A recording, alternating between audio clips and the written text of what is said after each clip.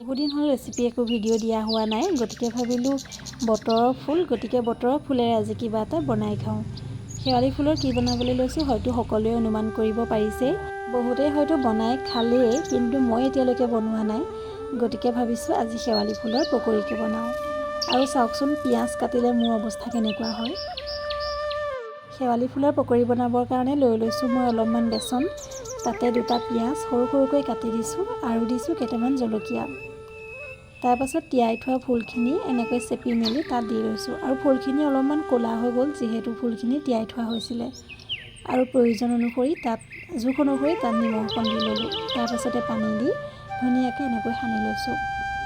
তিতা খাব নোৱাৰাসকলে এই পকৰীটো খাই ইমান টেষ্টি নাপাব, কিন্তু যদি জ্বলাৰ পৰিমাণটো অলপমান বেছি দিয়ে তেনেহ'লে খাই নিশ্চয় সোৱাদ পাব। ময়ো সৰুতে তিতা খাই ইমান ভাল পোৱা নাছিলোঁ, কিন্তু শেৱালি ফুলৰ যিসমূহ উপকাৰিতা বা গুণ আছে সেইখিনি গম পোৱাৰ পাছত এতিয়া এয়া নিজেই বনাই খাইছোঁ। আৰু এয়া চাওকচোন আমাৰ পকৰী ৰেডি হৈ গ'ল।